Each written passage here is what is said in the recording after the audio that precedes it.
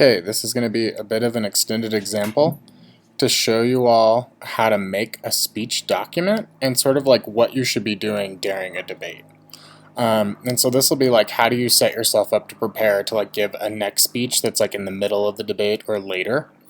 So in this speech, we're imagining that we're negative and that we have presented in our first speech an argument about wages. So this evidence says if we increase immigrants, that will depress the wages that people get in the United States and will weaken the economy, is the argument. And so here, I want you to imagine that this flow, even though it's on my computer, is like a paper flow for you all. So this is your flow in the debate. And so you have your speech written down, the 1 and C, so the first negative arguments. And now the 2AC is going to stand up, and let's say they read their speech, and we just have it written out right here. So they made 5 arguments in this speech, and we're going to just write each one down in the 2AC and flow it just like you would. So here they say that solving food is more important.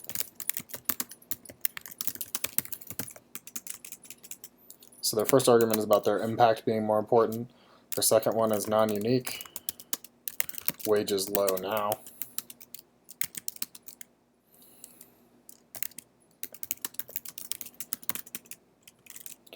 Their third argument is link turn, immigrants raise wages. So that's this evidence.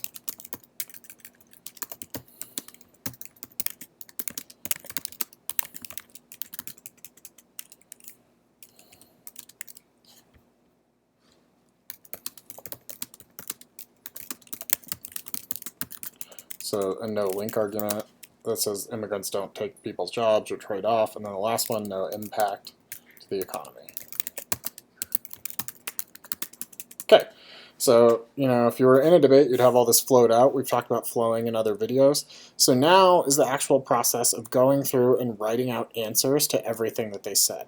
So the first thing that you're going to do is remember, you introduced the argument about wages. So you have the burden of proof to establish a complete argument. And so a complete argument means that something is going on now. In this case, wages are high, that the plan lowers wages, that is key to the economy, and that solves nuclear war. So you need to be able to thoroughly explain all of those points that you need to make your complete argument, and then you need to go through their points and you need to answer each point that they have made in order.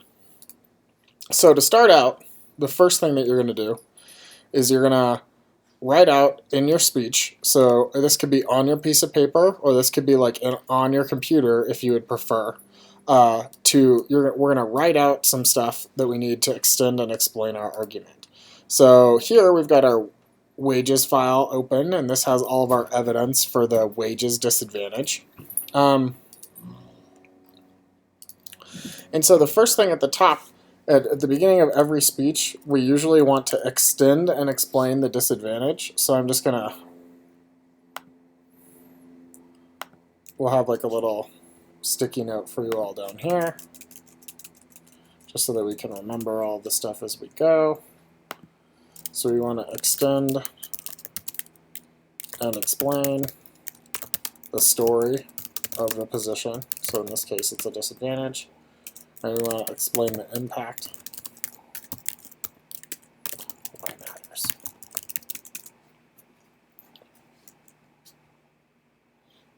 Great. So we've got that up here just to remind us that that's something that we're going to do in this debate. Okay. So we're going to extend and explain the story. So in this case, it's, the story is that wages are high now and increasing because there is a low supply of workers. So employers have to pay higher wages. And so then, if we followed our format when we learned about extending other arguments, we want to state the argument and state the reason. So here, low supply of workers. Then we want to explain why the evidence should be preferred. So let's go take a look at our evidence. So our evidence, it's from a guy who worked at the Boston Globe. It's from 4-30. Says that wages rose 3%, so we might include that in there.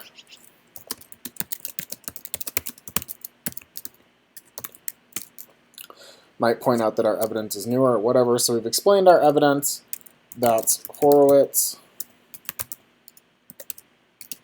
430. And then we've explained what our evidence says. So wages are high now. We'd be like, the plan depresses wages.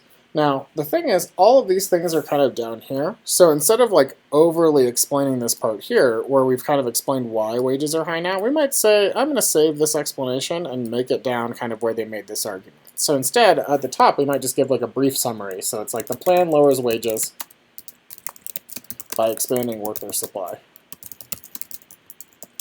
And that hurts the economy. So in this case, we have, you know, even though it's not telling every detail of our story, it's kind of like capturing the very essence of our point. So if it's like our thesis statement in the debate, we're like, okay, the plan lowers wages, that's bad for the economy. Now the second part we need, remember, because we said extend and explain the story and explain why that matters. So in this case, we'd say economic decline is bad because it causes war. And then we might go look at our impact card, and so this card says that economic decline causes war because it creates negative trade expectations, countries might fight, deterrence could lose its credibility or whatever. Well, in this case, we might just say, you know, war is bad because it could go nuclear or draw in major powers and kill millions. Great. That's just kind of established our point. This is our thesis, this is our point. So now we're going to go through each of their points and we're going to answer each one. So their first point is solving food is more important than the economy. Well, so here we want to make impact arguments that say that our impact is more important than theirs because that is essentially the argument that they've made.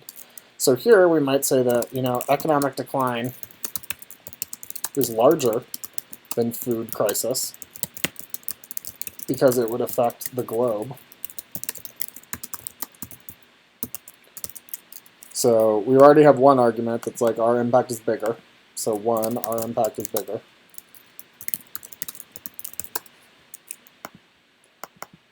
Maybe another argument that we'd want to make to this is that we might want to make the argument that economic decline causes food crisis because it weakens trade or means we can't afford to produce food. And let's just say those are our two arguments there. So we've kind of written those out on the flow. Great. I love that. And so this is all in your flow here. Now, the next argument. So they say non-unique, wages are low now. Well, we've made the argument wages are high now, and we already kind of wrote out this argument here. So we might just go ahead and copy and paste that here. So we'd be like, wages are high now.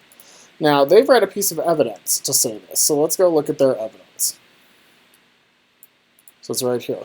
This DePillis card, it says there seems to be one missing piece, wage growth, wages remain flat, it's getting more expensive, wages have a shrinking percentage of total consumption when you take into account insurance, low employment hasn't propelled wage growth, the decline in bargaining power, erosion of standards.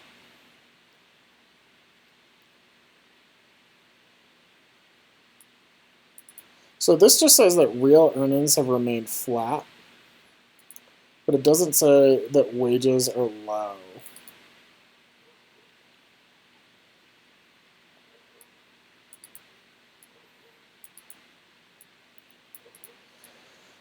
Or it doesn't say that wages will always be low. So maybe what we might point out, we might indict their evidence. So we might be like, their evidence isn't predictive about where wages will be.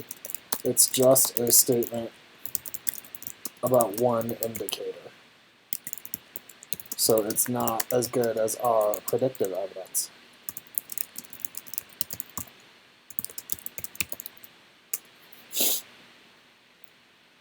So now we've explained our argument, explained it, we've indicted their evidence, and now we might go into our file and pick out another piece of evidence we want to read. So look, we already have in here some more evidence that says that wages are high now. So what we want to do is we want to put this in a speech document for our speech. And so there's kind of two ways to do that. So the first way would just be to go like File, New Document from Template, open up a new one, and then just go ahead and copy and paste this in here.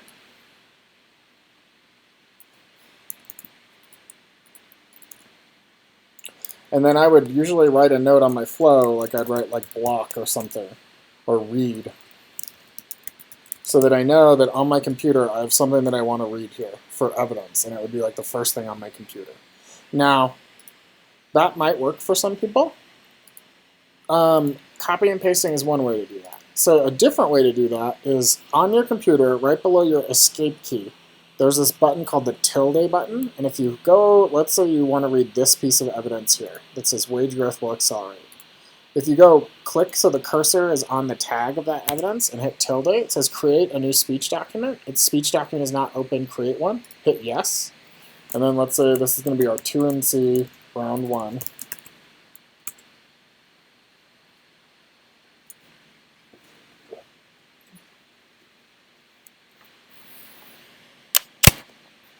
And then you'll see it automatically creates this document. I would just save it on your desktop.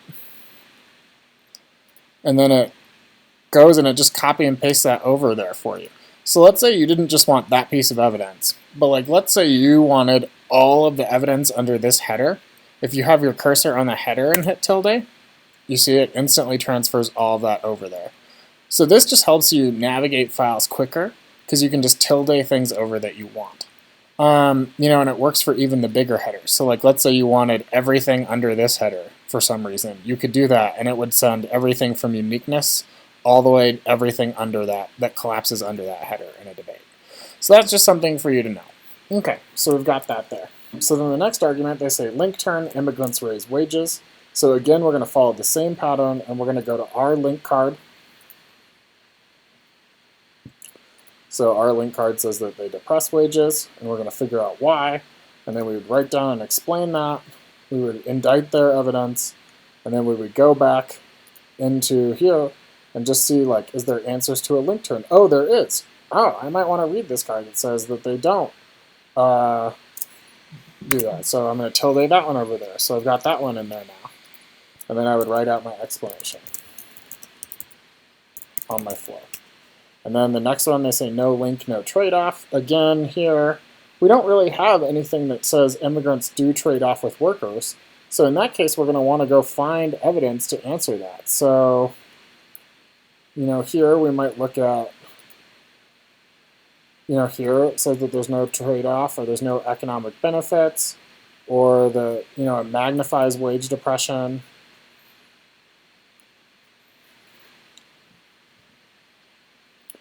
You know, we might read some of these other cards here. So let's say we decide that we're like, oh, you know, well, we've got to indict this trade-off argument directly because we don't have evidence that answers it. And we should be like, the point isn't that they trade off with jobs, but that they lower overall wages and the cost employers have to pay.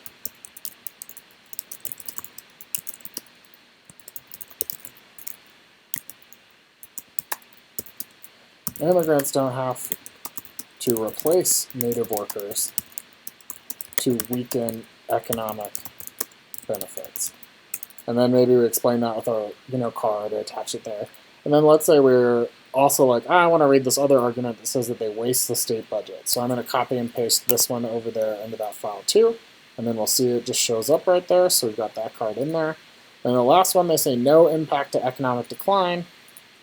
And so we'd want to go and explain our original impact, so why it weakens trade or whatever.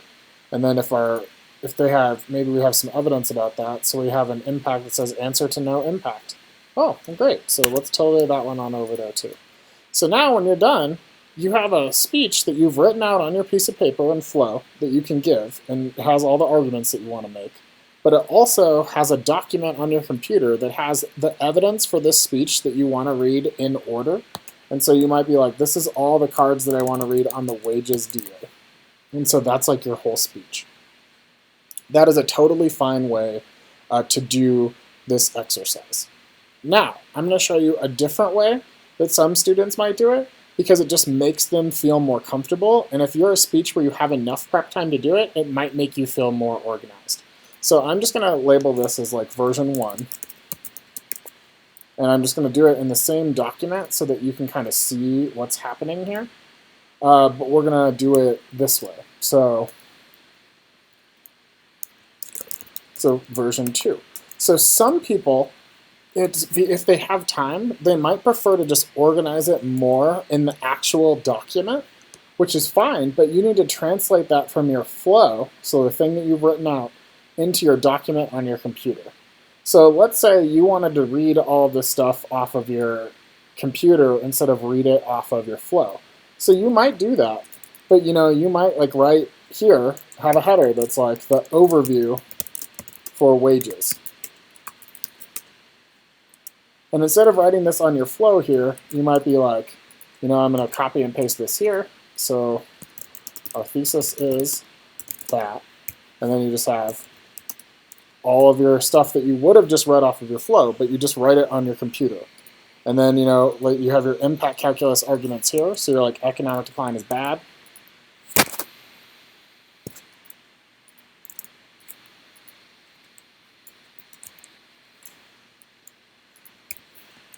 And so you have exactly the same thing that you would have said, but you just have, it written out here on this document here. So it's just all on like your computer and easier for you.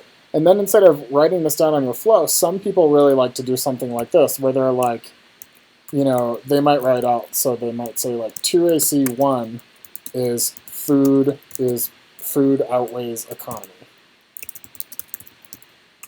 And then they would just write out their answers here. So here, we just wrote them on our flow, but maybe you prefer to type, and so the person might just type out exactly what they want to say to each of those, and then just write it out here on their computer, so that it's just like so that it's just written out, so that they can just read it. And that is also a totally fine way to do it. So they're like the overview, then they're like 2AC1 is this, and then they go to the next one. So they're like the next one is non-unique. So in this case,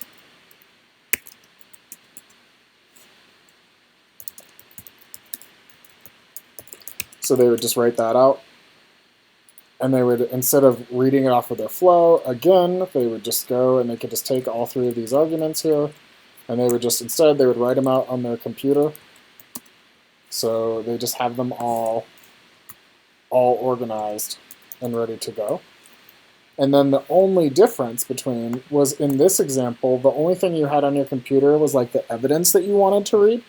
And in this example, so once you have your like non-unique, you're like, okay, I'm putting my cursor right there. And then just like we did in this last one where we were like, oh, we want to read this evidence here. If you go back in this file and your cursor is there, if you go into the file and you're like, okay, I know I want to read this uniqueness evidence, so I'm going to read this one right here, and you hit tilde, it just moves that right back in this file. So it's like 2AC2 is non-unique, and we have this uniqueness wall. Maybe you get rid of that header, and then you now have, okay, I have the two analytic arguments I wanted to make, and then I just copy and pasted the evidence that I want to read to that point. And then I would do the next one for the next one. So I'd do like 2AC3 is link tone.